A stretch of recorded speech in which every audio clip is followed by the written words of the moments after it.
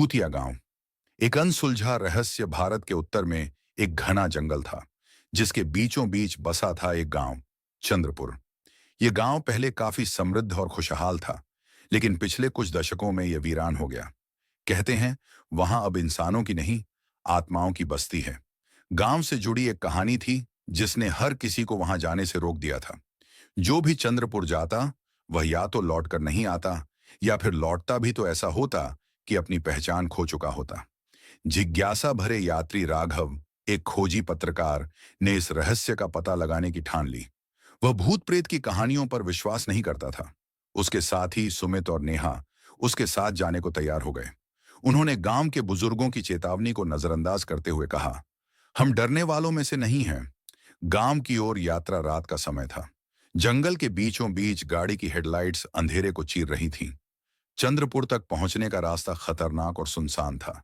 रास्ते में एक बूढ़ा साधु उन्हें मिला, जिसने राघव से कहा, लौट जाओ बेटा, वहां केवल मौत है।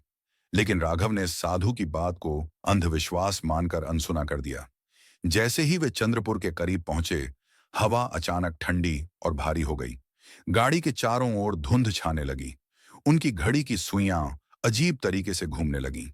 गांव का प्रवेश गांव में घुसते ही उन्हें कुछ विचित्र लगा। हर घर खाली और जर्जर था, लेकिन उन घरों के दरवाजे हिल रहे थे, जैसे कोई अंदर मौजूद हो। हवा में सरसराहट थी, मानो कोई उन्हें देख रहा हो। गांव के बीच में एक पुराना कुआं था। कुएं से लगातार किसी के रोने की आवाज आ रही थी। राघव ने हिम्मत जुटाई और पास जाकर झांका। कुएं के भीतर सिर्फ अंधकार था, लेकिन अचानक एक आवाज आई, तुम्हें यहां नहीं आना चाहिए था। पहला हादसा नेहा, जो कुएं से थोड़ी दूरी पर खड़ी थी, अचानक चीखने लगी। उसने देखा कि एक छाया उसके पास से गुजर रही थी। सुमित ने तुरंत टॉर्च जलाई, लेकिन वहां कुछ भी नहीं था। उनकी सांसें तेज हो गईं, लेकिन राघव, जो अब भी साहस दिखा रहा था, बोला, यह सब दिमाग का भ्रम है। पुराने मंदिर का रहस्य। गांव के दूसरे कोने में एक टूटा फूटा मंदिर था। कहा जाता था कि यह मंदिर कभी श्रापित हो गया था। राघव ने तय किया कि वहां जाया जाए।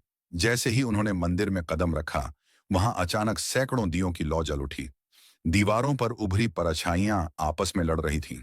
मंदिर के भीतर एक पुरानी किताब रखी हुई थी। किताब पर लिखा था, जो यहां आएगा, उसकी आत्मा यहीं कैद हो जाएगी।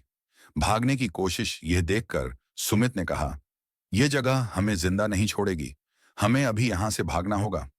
तीनों ने वापस गाड़ी की ओर दौड़ लगाई, लेकिन अजीब बात यह थी कि रास्ता खत्म हो चुका था। जिस सड़क से वे गांव आए थे, वह अब कहीं नहीं थी। चारों तरफ सिर्फ जंगल और अंधकार था। पेड़ों की शाखाएं उन्हें रोकने के लिए झुक रही थीं।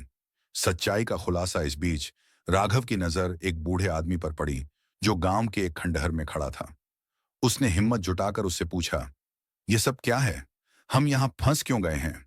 बूढ़े आदमी ने हंसते हुए कहा, तुमने हमारी चेतावनी को नजरअंदाज किया।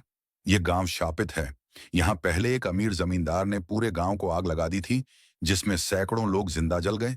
उनकी आत्माएं अब भी यहां भटकती हैं, और तुमने उन्हें जगा दिया है। अंतिम भाग जैसे ही बूढ़े ने यह कहा, सुमित अचानक गायब हो गया। नेहा रोने लगी और चिल्लाई, हमें यहां से निकलना होगा। लेकिन राघव को समझ नहीं आ रहा था कि क्या करे। आसमान में बिजली कड़कने लगी। वह बूढ़ा आदमी भी गायब हो गया। राघव और नेहा ने महसूस किया कि गांव अब उन्हें निगलने वाला था। अगली सुबह जंगल के पास के गांव के कुछ लोग राघव की गाड़ी को ढूंढने निकले। गाड़ी चंद्रपुर के बाहर खड़ी मिली, लेकिन उसमें कोई नहीं था।